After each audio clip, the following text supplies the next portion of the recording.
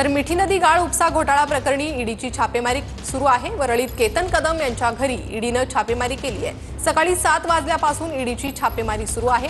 ईडीच्या अधिकाऱ्यांकडून केतन कदमांच्या घरी कागदपत्रांची तपासणी देखील करण्यात आली। छाप्यात अनेक महत्त्वाची कागदपत्रे सापडल्याची माहिती मिळते।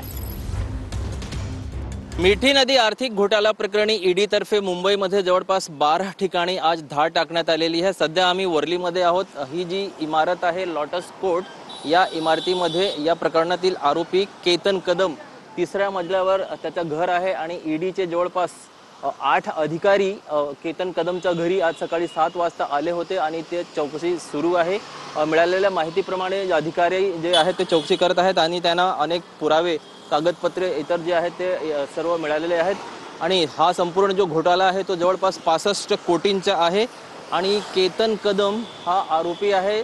तो सध्या जेलमध्ये आहे। त्यांनी कोर्टात जामिनासाठी अर्ज देखील केलेला होता, मात्र कोर्टाने हा त्याचा जामीन जो आहे तो फेटाळलेला आहे। एकंदरीत ईडी ह्या प्रकरणाची चौकशी करत आहे आणि मिठी नदी घोटाळ्यामध्ये आज केतन कदम त्याचबरोबर डिनो मोरिया आणि इतर जे अनेक जण आहेत त्यांच्या घरी केंद्रीय तपास यंत्रणा ईडी धाड करून चौकशी करत आहे आणि लवकरच या प्रकरणातील महत्त्वाचे धागेदोरे आणि पुरावे सापडणार आहेत।